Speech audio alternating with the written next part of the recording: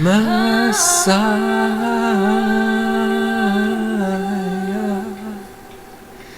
Obama,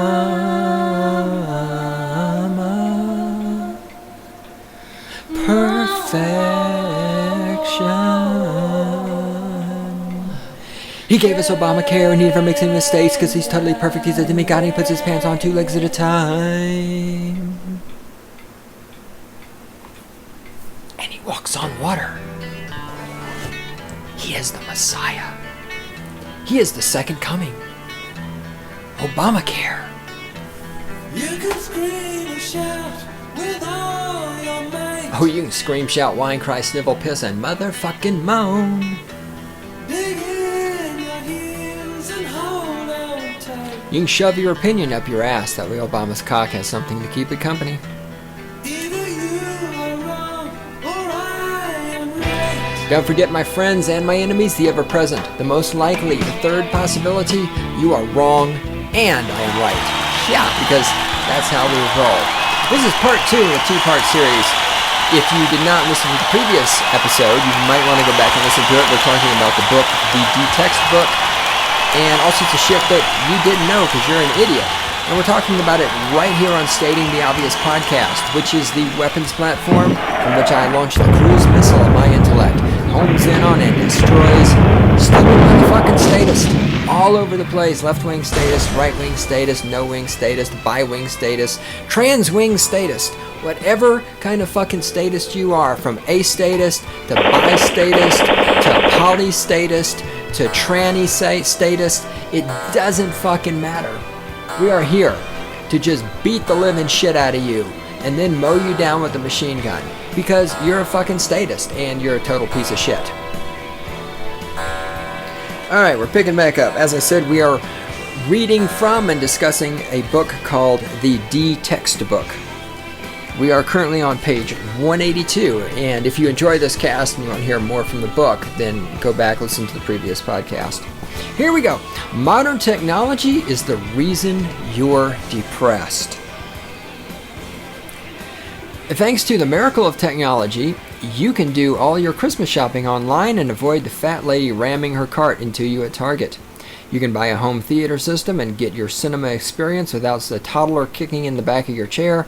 You can even stream the movies so you don't have to go to the video store. Even when you do venture out into the sun, you can browse the web on your phone instead of interacting with the strangers on the bus or in the doctor's waiting room. Dealing with those people is now an old world inconvenience, like having to wash your clothes in a creek or waiting for a raccoon to wander by the outhouse so you can wipe your ass with it. The problem is that annoyance is something you have built up a tolerance to, like alcohol or a bad smell. The less you are exposed to it, the less you're able to handle it when it inevitably comes up. And it is inevitable.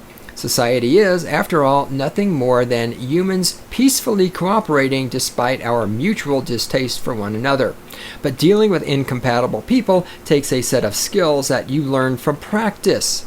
Something that people used to get plenty of back when they knew their neighbors, and every purchase required a verbal exchange with a human. A lot of old friends first met due to those random encounters. But not these days. Now, talking about this actually brings me to a story I was going to tell. I wasn't going to tell it in the context of this book, but this is perfect. Talking about people's inability to have social skills and interact with other humans. All right. I'm sitting in this restaurant with a friend of mine, and I'm talking about how Hillary Clinton's going to be the next president, and if I'm wrong, I'll lick your ass in the middle of the avenue during rush hour. And I'm probably getting loud because I do that. This may be hard for you to believe. Sometimes I can project my voice and be a little bit loud. And I have a general rule of thumb when I'm in a public place like a restaurant. I'm not ever trying to be obnoxious, but at the same time, if people overhear my conversations and disagree with it, I really don't give a fuck. And, well, I'll get to that in a minute.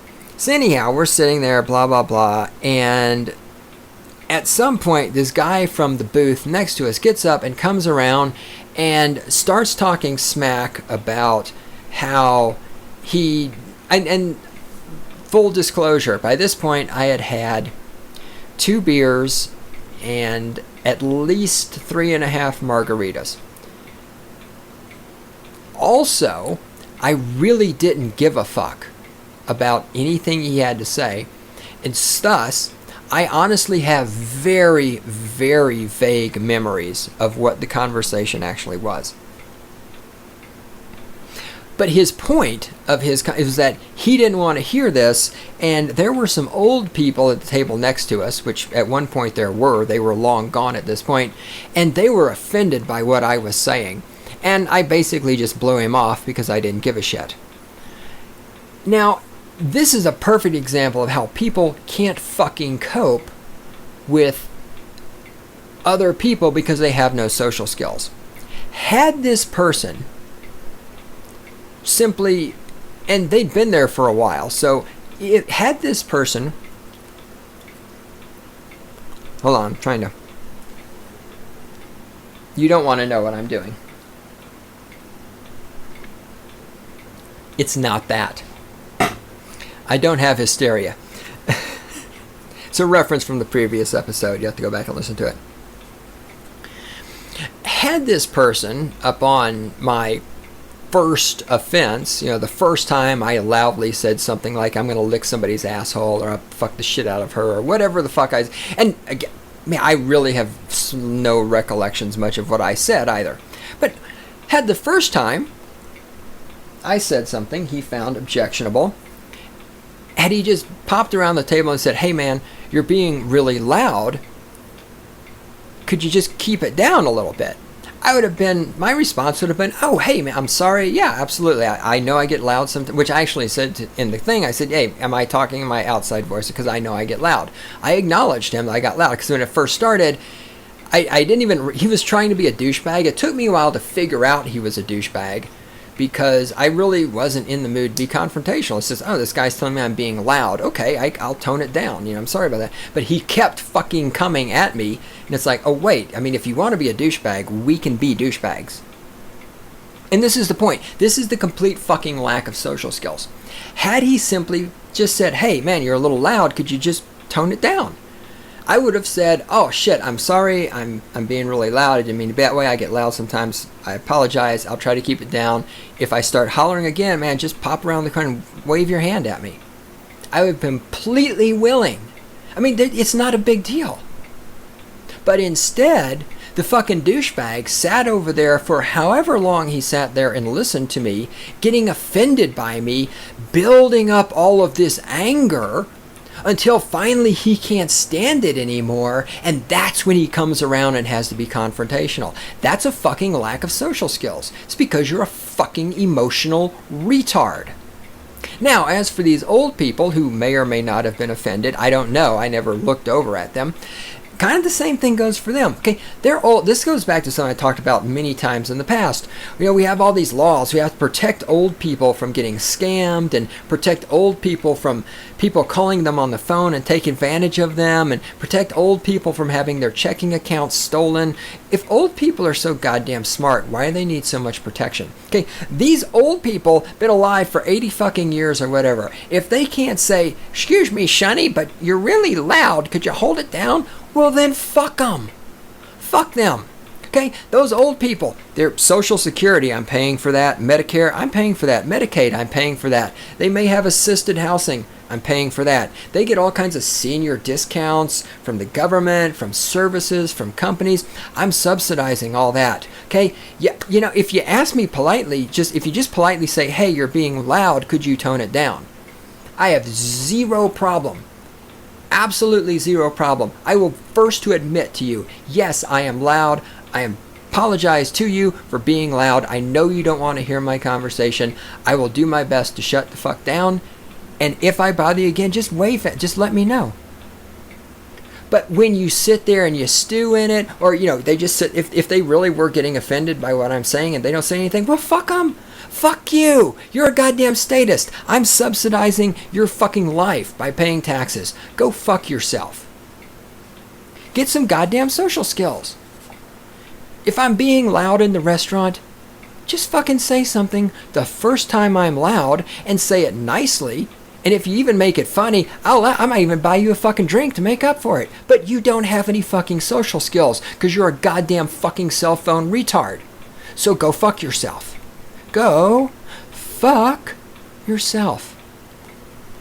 Okay, let's go back to reading. I love how that story just perfectly fit right in there. Social media somehow results in fewer friends. Let's say you get drunk, take off all your clothes, use a magic marker to cover your naked body with graphic descriptions of what you'd like to do to Michael Bubbly's pretty mouth. I don't know who that is or whatever. And then you have someone take your picture. How many people on earth do you trust with that photo? A Cornell University study showed the likely number is 2. That's how many people the average person says they can confide in. About a quarter of the respondents said they have no one. Those numbers are down dramatically from just 25 years ago. That's right, in an era when communication was harder, when there was no Facebook or even cell phones, when you couldn't seek out like-minded people on message boards, they still had more close friends than we do. Gee, the internet destroys people's ability to make friends and socially interact with other people. Where have you heard this before? I wonder if there's any asshole, bastard, cocksucking piece of shit, anarcho-capitalist podcaster that uses bad language all the time who might have been saying this for years. I wonder. If there was, I bet that he's been podcasting for 10 fucking years, and I bet his podcast is called Stating the Obvious. You could find it at cynlibsoc.com on the motherfucking interwebs, where he will lay down CLSology on your bitch asses. And where he doesn't give a fuck if you're his friend or not. You don't want to be friends with him on Facebook? Oh, I bet he doesn't give a fuck. You don't want to follow him on Twitter? Oh, I bet he's not going to cry himself to sleep. I bet you can go fuck yourself. Yes, you can. Oh, you can get a vibrator and you can just fuck the shit out of yours. Just fuck yourself. Just fuck yourself senseless. Oh my God. And then you can go on Facebook and you can post a goddamn selfie of you with your fucking vibrator fucking yourself. Yeah, you can do that. Yes, you can.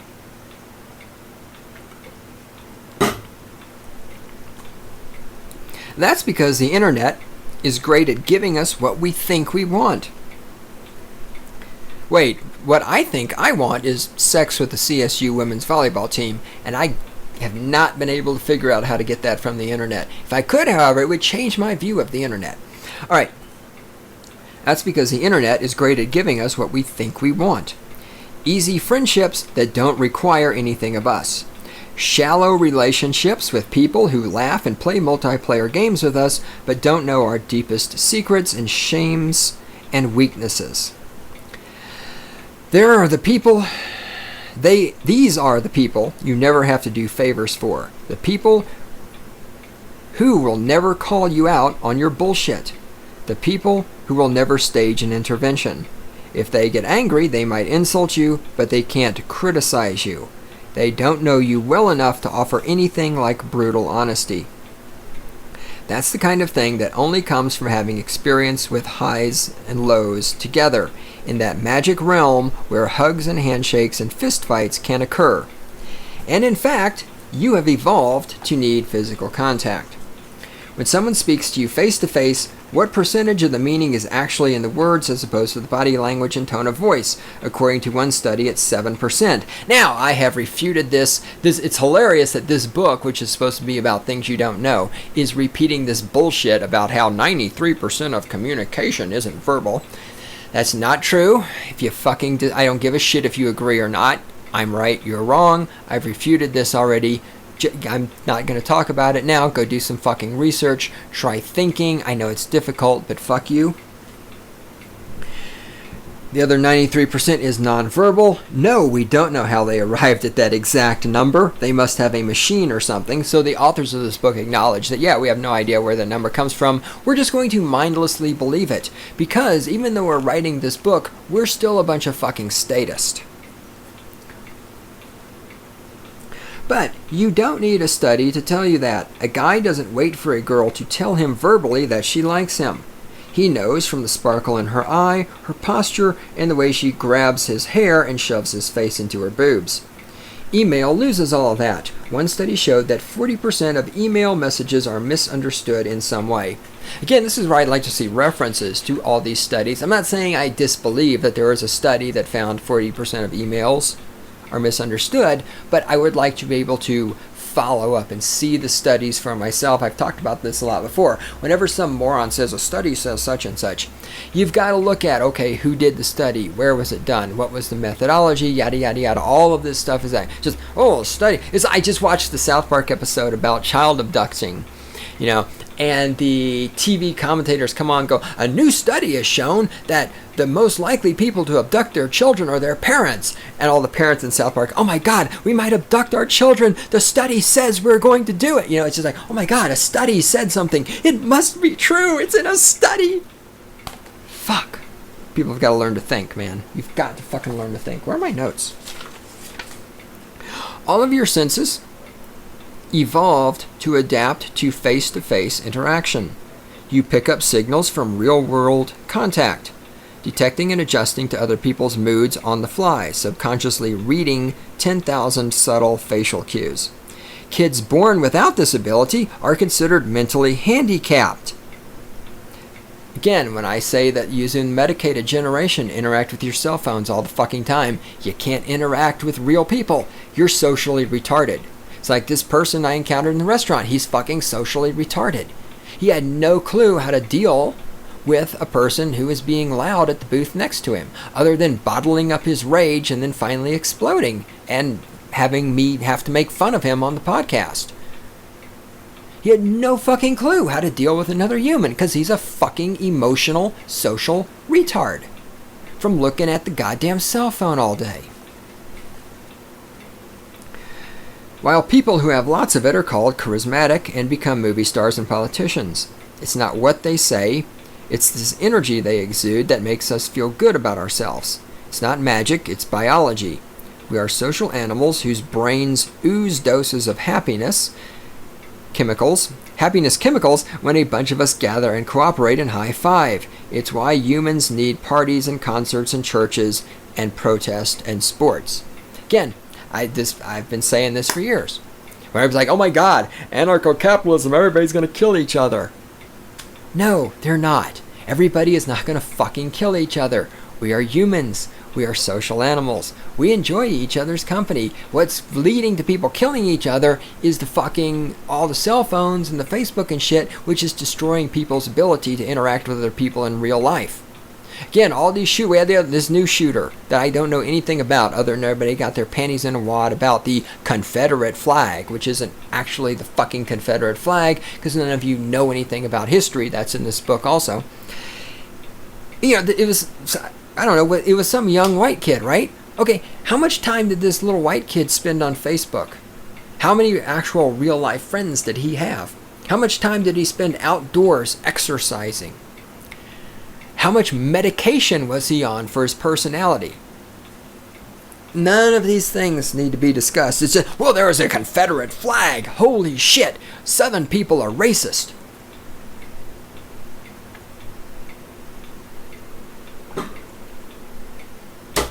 Where am I at? I'm on 185. This is under the heading, Things That Can Secretly Turn You into a Bad Person. Now this first one is going to sound really familiar because, who talked about this years ago? Who actually got the study? The actual study. It talked about this years ago. I think, in fact, this study is available for download from Cynical Libertarian Society website. If I remember, I'll put it in the show notes. I'll put the link in the show notes. Going Green. According to a study published in Psychological Science, if you're environmentally friendly, you're more likely to be a selfish, lying, cheating, stealing douchebag. Behavioral psychologists call it moral balancing. The theory goes that the better you are in one way, the less you feel like you have to be good in others. What makes Going Green special is that with more types of good behavior, soup kitchen work, charitable donations, puppy counseling, there's an obvious long-term return on your investment, free rolls, tax breaks, and snuggles, respectively. With ecologically conscious behavior, there's a less tangible reward for you.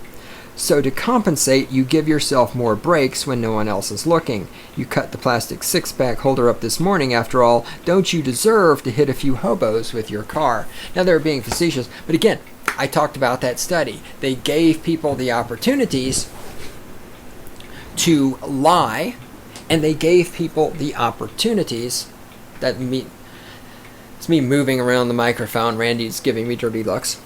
They gave people the opportunity to lie or tell the truth, and they gave people the opportunity to steal money or to be honest about money. People who identified as being green, people who bought more green products, all this other stuff, were more likely to lie, given the opportunity, more likely to steal money, given the opportunity. It's in a study. It was done by scientists. It must be true, unless you deny science. Well, you're not one of those science deniers, are you? Because all scientists believe in global warming. And if you don't believe in global warming, you deny science.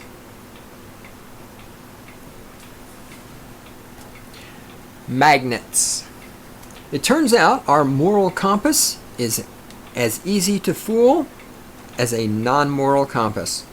Scientists at MIT discovered this by pointing a magnetic wave behind the right ear of some presumably deeply weirded out volunteers.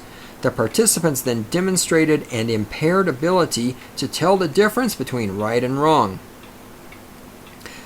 Again, I would love to see this study, like what exactly they did, how this was conducted. Again, I'm not disputing it. I would like to fucking know. Specifically, the study found the subjects, after being magno-wiped, were much more receptive to immoral situations as long as there was a happy outcome that justified the immoral means. The really creepy part, it was as fast as it was easy. The researchers found the subjects could have their morality wiped in half a second. I would submit most statists are like this naturally. I mean, like Obamacare. That's a happy outcome. Why, look, I have insurance now. I don't give a fuck about everything else. All I care about is I have a happy outcome. I am getting Obamacare. I can get my free birth control pills now. Fuck everybody else. Fuck the children who are going to get the cost of all this as it all rolls downhill. Fuck the people who lose their insurance. Fuck the people who don't want insurance. Fuck everybody except me, because I want my free birth control. Your own facial expressions, not that kind of facial. Everyone knows that... That was me ad-libbing. Everyone knows that happiness makes you smile, anger makes you frowned, and louder than expected farts make you raise one eyebrow and point at the guy next to you. Well, scientists have found that your facial muscles are actually controlling your emotions more than you think. Which, again, we knew this already. If you smile, you will become happy. It's, again, the body leads the mind. The mind follows the body follows the mind follows the body, right? You're feeling depressed, you're feeling shitty.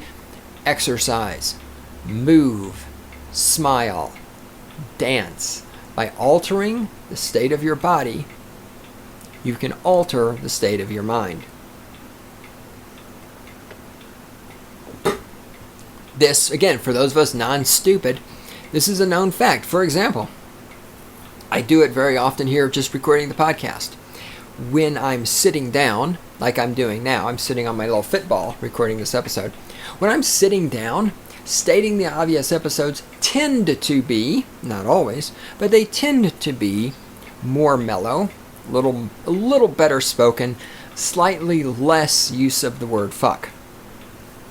When I'm standing up, that's when, if you're listening to an episode where I'm like screaming as loud as I can, like fuck you cunt and fucking die in every sentence, I'm probably standing up and I'm moving around a lot more. And so my posture, my attitude, what I'm doing with my body during recording the episode has an effect.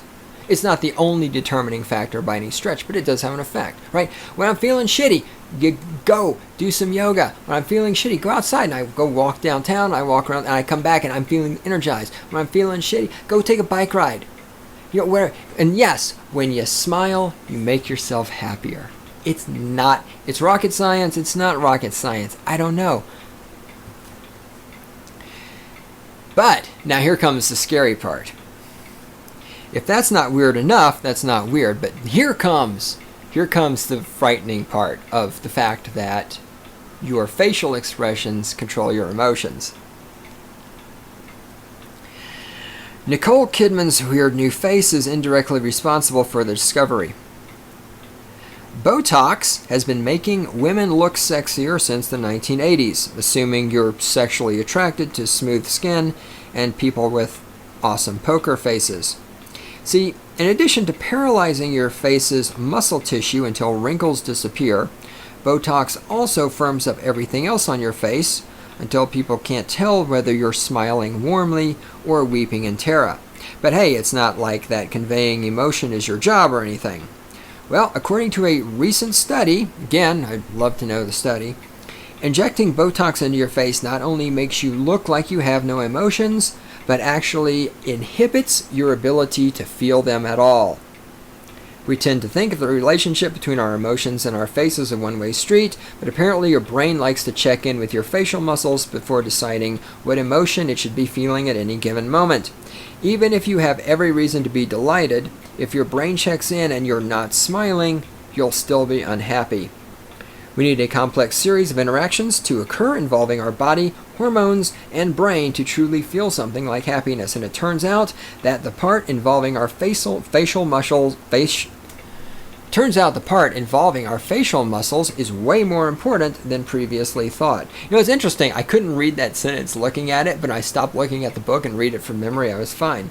Again, these are psychological things. Anyway, researchers found that the people who'd frozen their faces with Botox had lost the ability to feel strong emotions, or in some cases, pretty much any emotions at all. Again, I'd love to know this study. I suppose I could do that whole Google thing and try to find it. And actually, let me write this 186. Oh, sorry. I'm leaning into the microphone. My bad. Let's see if I can find that. All right, what's next on this show?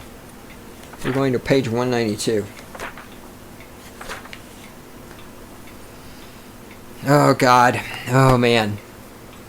All right. Here we go. This is going to take us into the domain of me falling over off the football onto the floor. Okay, and I'm trying to balance. This is going to take us into the domain of when people say to me, but great one, you know, if only you would use less bad language, you might be able to convince people of anarcho-capitalism, but you're doing such a disservice to the anarcho-capitalist movement by using bad language and making fun of trannies and all the other evil, terrible, racist, sexist, homophobic, unfair things you do. And this is why I say to them, and I say to you, I say to everyone, I am not here to persuade anybody. I'm not here to convince you. I'm not here to convert you. I'm not here to educate you. I'm really not even here to entertain you. I'm here doing this entirely for my entertainment. If you enjoy this podcast, that's great. I'm happy you're enjoying it. If you learn anything, that's great. If you are persuaded or convinced or converted, that's great. That's fine. If you disagree with me and you ask intelligent, whatever, it doesn't matter. Myth. Debates are one of the most important forms of reasoning we have as a species. The truth. We don't argue to find the truth, we argue to win. Our innate urge to argue isn't grounded in a desire to discover the truth of the matter. It is grounded in our desire to win. Think of the last big argument you had with someone who was so blatantly wrong. How did the conversation end? Did the person sheepishly admit that maybe their conspiracy theory about no planes being present on 9/11 had a few holes? Well, of course not. They moved on to the next point they could argue and continued believing in ridiculousness. That little tactic is called the argumentative theory of reasoning, and it's present in every one of our minds. Humanity doesn't argue in search of better understanding, but in order to dominate someone else. Again, have you ever tried to argue with a statist and explain that without the government, people could in fact build flat places on the ground called roads? Have you ever won that argument? Have you ever won that argument? Have you ever heard a statist go, oh yeah, you're right. Wow, if Obama wasn't murdering people in foreign countries with flying robots, and if Obama wasn't bailing out the banking corporations, and if Obama didn't force people to buy Obamacare, and if homosexuals didn't have to get permission from the government to get married, well, people could still operate asphalting equipment and make roads. Wow, you're right. We could make roads without the government. Have you ever won that argument? Has that ever happened in your life? No, it hasn't. And it never will. It never fucking will. It never will. And that's why I'm not here to persuade and convince and convert people, because I'm not stupid. I'm not stupid enough to believe I can do that. I'm not stupid enough to believe anyone can do that. I've said it before, I'll say it again. The only person who can convince you is you. I had to convince myself to become an anarcho-capitalist. I had to make that journey, that intellectual journey through all this stuff. Again, I've said before, I was a liberal Democrat, I was a conservative Republican, I listened to Rush Limbaugh, I was a right-wing libertarian, I was a minarchist, and finally an anarcho-capitalist. I had to make that journey. Yes, I got information from other people along the way, but there was this point where somebody was arguing with me and suddenly I was like, oh my God, you're so right. I'm wrong. No. It's a transition and you have to make it yourself. Back to reading. While blindness to reason may seem like a cognitive flaw, it's actually a trait that has survived through years of evolution because arguing, regardless of how right we may be, has taught us how to bully other people into caving to our will. It's rarely in our best interest to admit we're wrong during an argument, even when the opposing side has piles of proof that we are idiots. Back when our brains were evolving, the truth was never the point, at least not as far as our ability to survive and procreate was concerned. In that context, the point of every debate was being the victor, and since that's when your brain was designed, that's what it's good at. The myth. Everyone's out to get you, and they'll lie at the drop of a hat. Now, where have we heard this one before? Everybody's out to get us. Why, if there were no government, everyone would run down the street, murdering and raping and burning things down, because everybody's evil, everybody's out to get everybody else. It's going to be this Hobbesian paradise where life is brutal and terrible and short, because everybody is such a terrible, terrible person, despite their 12 years of public school and their 18 years of having a mother. Everyone is a fucking murdering, rapist, arsonist. And that's why we've got to have the government. Because if there were no government, everyone would kill each other. Like we did back in the days before there were a government. We all killed each other all the time. And yet somehow the species is still here. But we killed each other all the time.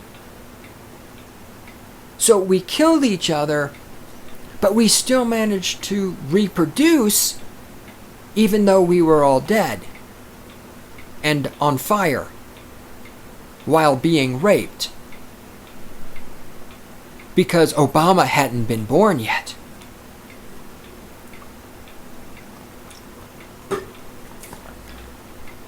The truth. The world is nice, you're the jerk. We didn't just pull that number out of our ass. At the University of the University of something in Germany, researchers asked a group of students to rate the likeliness that a group of strangers would screw them out of money they were supposed to share with them. The students assumed about half of the strangers were trustworthy enough to be honest and split the cash. But when it came time to actually share the money, about 80% of the people actually shared, which means that 20% of the people are douchebags, which means that 20% of the people are the ones who would run down the street raping, killing, murdering. Now, what have I said before? What have I said over and over and over and over and over till I'm blue in the face? Anyone who says, but without the government, everybody would run down the street killing each other and murdering and raping and pillaging and burning, the people who say that are engaging in the time-honored tradition of projection. The people who say that are the people who would do that. And think about it. Doesn't it come in about right? Of all the people you know, if you're an anarcho-capitalist, whenever things going, about probably what? About 20% of the people you know start off with, if there were no government, everyone would kill each other. Yeah, they're the ones. And no, everyone wouldn't kill each other because that 20% would very quickly be exterminated by the 80% who would be defending themselves. This would be the best thing that can 20% reduction in the population of the planet, and not just getting rid of 20%, but getting rid of the scumbag 20% who are the most statist people in the planet. The people who would actually kill other humans if there were not a government to give them free Obamacare and free birth control and free food stamps. This is probably the 20% of the people we most want to exterminate. This is the 20% of the people who need most to be thrown out of the gene pool. This is the 20% who are most in love with the government. All right, 80% of the people actually shared. Yes, because even with statists, most statists are statists not because they've ever thought about it, but just because it's easy. They just don't know anything else other than kissing the ass of the government. They've never thought about it, and they never will. But even most statists, when it comes down to it, are not bad people. Most people have no desire to kill other humans, except for that 20%. Most people have no desire to steal from other people, except that 20%. Most people have no desire to randomly shoot people in a Burger King or a church or a fucking college campus. It's just that 20%. That dreams of Obama's cock in their mouth and is just so in love with the state and the social justice warriors and all this other shit. Over time, this self-fulfilling model begins to affect how you interact with people every day. Have you ever been in an argument about religion or racism or whether Edward is better than Jacob and immediately felt it stall when one of you suspected the other might be doctoring facts? No amount of proof will ever sway either side in this case because your brain turns off as soon as you assume that the opposition is lying. Which, I mean, is true. That's one reason I don't have conversations with statists, because I know they're lying, whether by choice or design or by accident or ignorance. And yeah, I'll be the first to tell you, if you're a fucking statist and you start telling me about how Obamacare is providing healthcare, I'm turning you off because you're an idiot. You're turned off. If you start telling me how nobody can build roads without government, you're off. You're done. Start telling me about how if there were no government, people would kill each other and done. You're off. Of course, you don't have to think they're lying to be impossible to convince, thanks to the fact that the myth, you are a reasonable, rational human being who only wants the facts. The truth. Where have you heard this one before? The truth. You disappeared up your own ass a long time ago, and you're never coming back out. Well thought out, articulate opinions swaying the base belief of others? Great, in theory. Now try to think of a single instance in which that's ever occurred. Now we're back to, but great one. If you just used less bad language, you could convince people. No, goddammit. No, you stupid motherfucker. No, I can't. I cannot convince a motherfucker anywhere on the planet Earth of a goddamn thing. And I am not dumb enough to believe it. It doesn't actually matter what facts any lawyer has to present, what talking points a politician chooses, or even what conclusive proof we present in this section labeled the truth. Because if you've already made up your mind about a subject you feel passionately about, there's not much anyone can do to change it. That's all thanks to a hardwired amenity your brain has called confirmation bias. Where have we heard about confirmation bias before? Gee, I wonder if that asshole bastard podcaster at Stating the Obvious has ever talked about confirmation bias. Oh, I bet he has. God damn it, I love it when I'm fucking right. This is confirmation. This book is pretty much confirmation bias for me. I'm reading this to you because this is confirming everything I fucking said about confirmation bias and your inability to be convinced by facts. Yes. Don't sit here and fucking deny confirmation bias. You're using it right now to deny what I'm saying is true. I'm using it right now to substantiate that what I'm saying is true. Confirmation bias. We are fucking awash in it. It's everywhere. We're fucking drowning in confirmation bias. And yet you fucking statists out there, you think you're so intelligent and so rational, so smart, and why yes, Obamacare is a great idea because all the numbers add up and Obama's a financial genius and it all makes sense and the corporations hate black people and patriarchy and you're a social justice warrior and by golly, hell yes, gay people should get permission from the government to get married because the government owns their fucking bodies and you are just fucking drowning in the confirmation bias and you can drown in my motherfucking cum as you suck my dick and swallow the fucking load.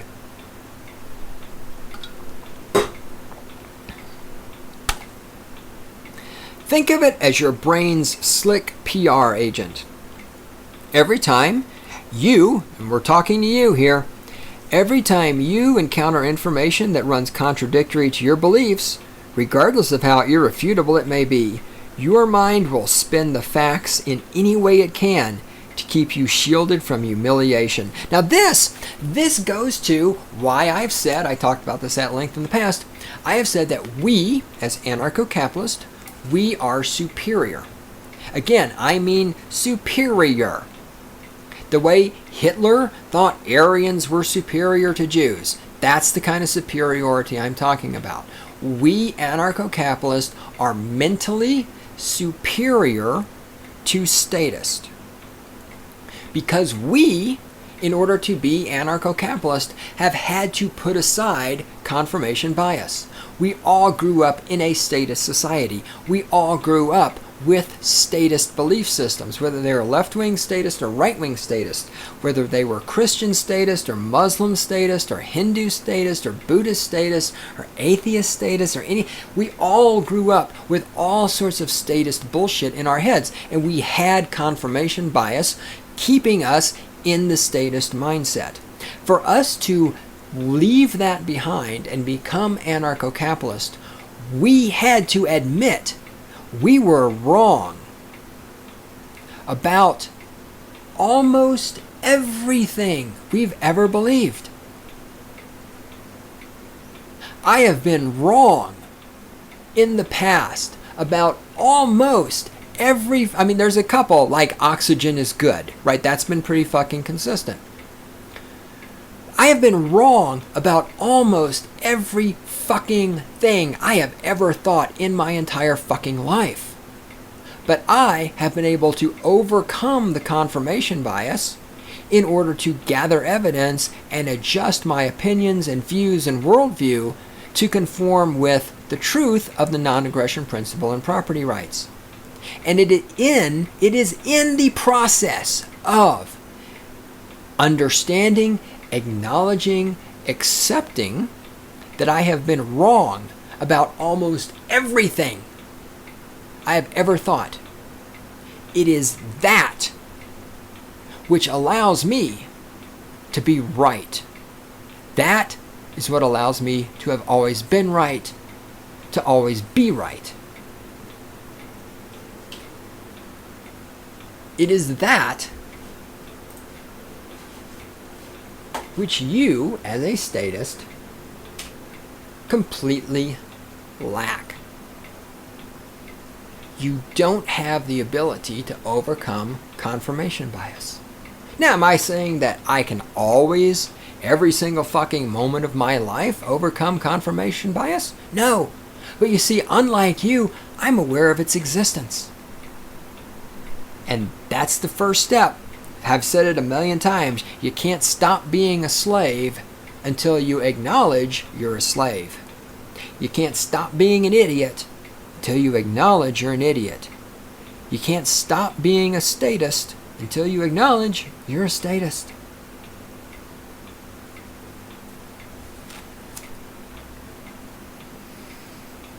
Obviously, the fervor of your beliefs will determine the amount of confirmation bias. That's why you can argue with a friend that Rick James did, quote, play that funky music, unquote, and still feel okay about it when you're proven wrong. But when the topic is God or gay rights, your entire belief system is called into question, and no amount of evidence or eloquence from the other side can ever make you stop and say, maybe I'm completely wrong about this. Yes, no amount, nothing will ever stop you from saying, well, of course gay people need permission from the government, because you cannot accept that asking permission from the government affirms that the government owns you.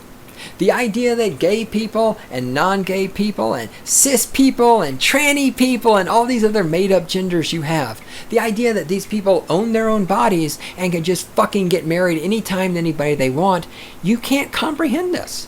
Because your fucking mind view, your worldview is hinged upon the government owns your body and the government can control what you do. And anything that refutes that, you're just not going to listen to it because you're a fucking dumbass.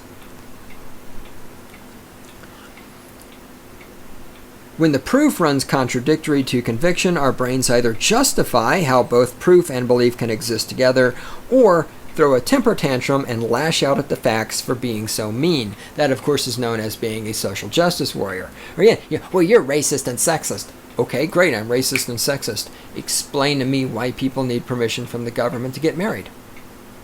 I can be racist and sexist all day. You're not actually refuting my argument. You're just a fucking dumbass. Page 196. You're kind of a dick. Science has stepped in to measure, with precise instrumentation, exactly how bad we are at knowing where we rank on the spectrum of people who are worth a damn. A study at Cornell found over the course of 2 experiments that of the participants who said they would donate to a charity, 80%, only half actually did. And those who donated gave only half as much as they previously said they would. But the amount of money donated in reality was extremely close to what the participants predicted others would contribute. In other words, we know that people are awful, we're just not people in our minds. We all picture ourselves as members of an elite moral minority. Another study presented 2 tasks, one easy, one hard, to participants. The catch being that the task they didn't take went to somebody else. Most took the harder task when it was all theory, but if they knew they actually had to carry it out afterward, they took the easy task for themselves and pawned the hard one off on another person, even if they were told that other person was a 10-year-old girl.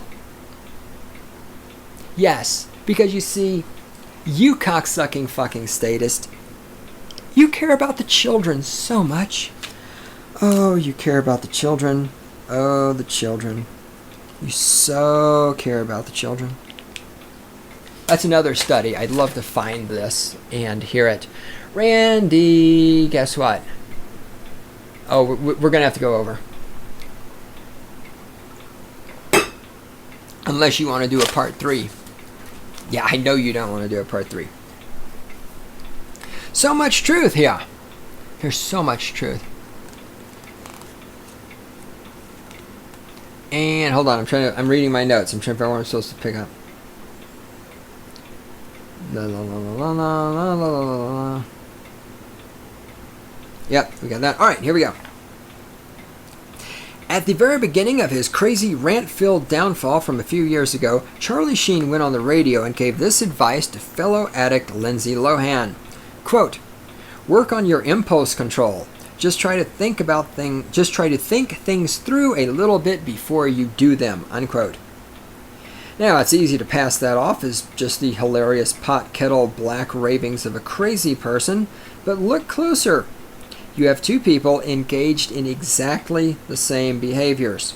In Sheen's mind, Lohan lacks self-control, but he controls himself. He makes decisions about what he does, cocaine and hookers, while she just does things because of her addictions and personality flaws, cocaine and grand theft. When she participates in a drunken high-speed chase on a suspended license, it's just her impulses controlling her like a puppeteer. He, on the other hand, is simply exercising his God-given free will when he does a suitcase of cocaine with porn stars for 36 hours. Laugh if you want, but science says that bizarre double standard is at work in all of us. Again, think about your average statist here.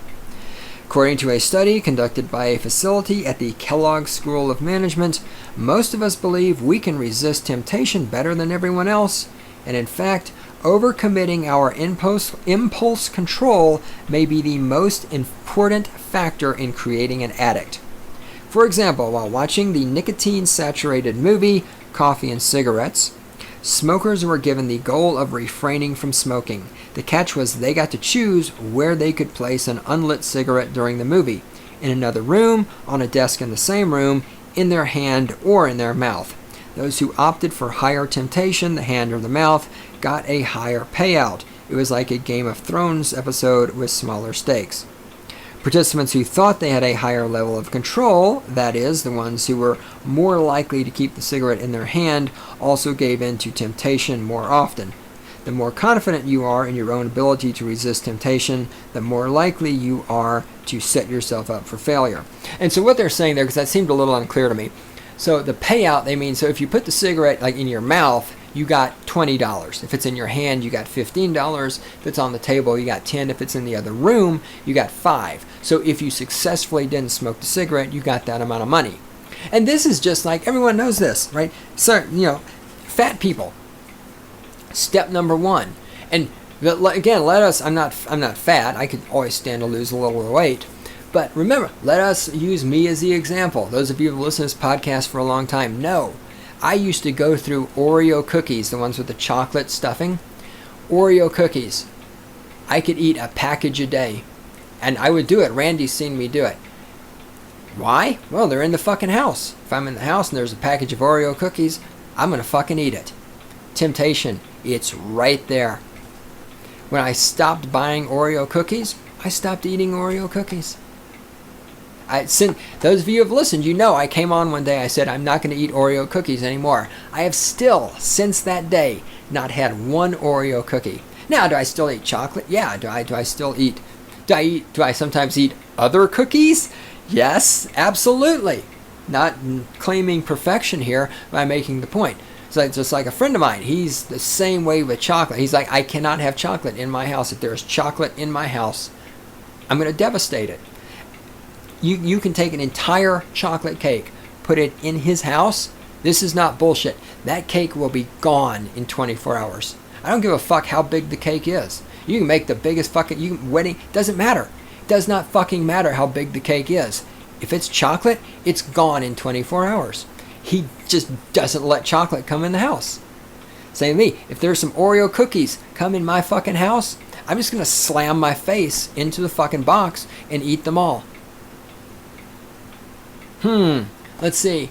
If we have a government that has unlimited power and can take money away from people and control people's behavior and kill people in foreign countries with flying robots, are we going to be able to resist using that power to do things? When you give Obama all this power, you think he's going to resist that temptation?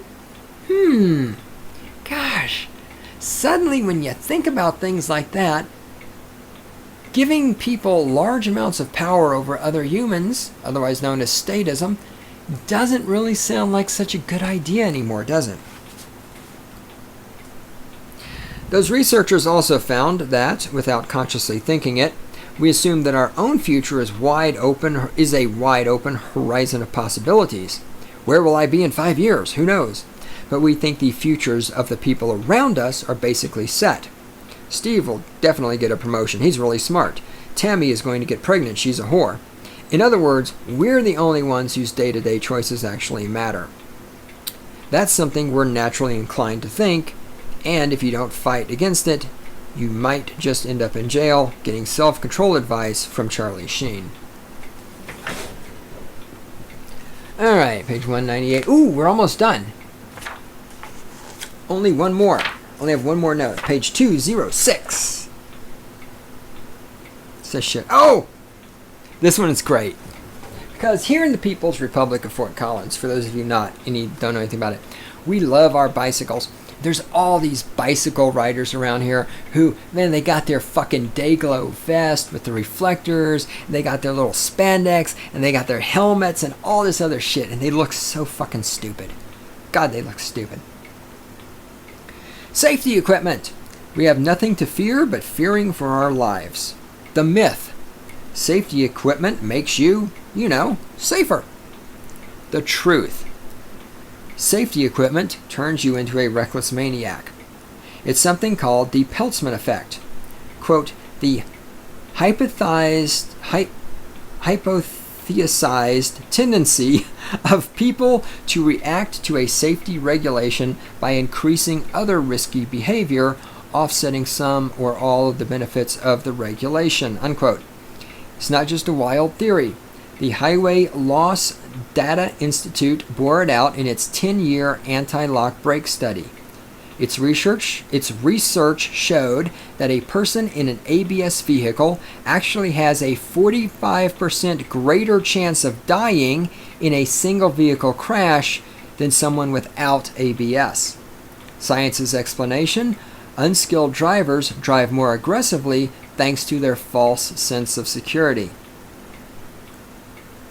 Again, look at all the people. Oh, I have an SUV. I have a four-wheel drive vehicle. Of course I can drive really fast across the snow and the ice. Of course I can drive through those flooded streets.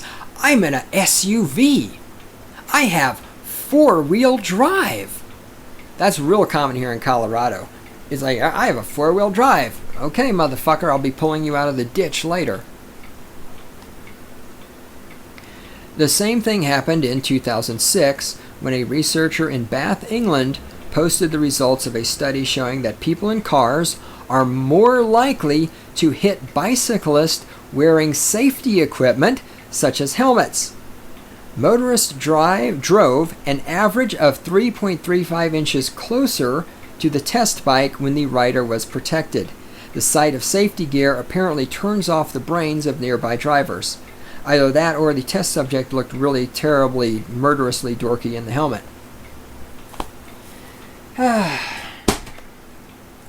The D textbook is what it's called. You can get it at finer bookstores, Amazon.com, and this place called the Public Library, where they have these things called books there. And since your tax money is already paying for the Public Library and all the shenanigans that go down there, don't go buy the book. Go to the library, get the motherfucking thing for free. Now remember, it's not really for free, because you paid for it. Randy, hit the music. Let's get the fuck out of here. It's just another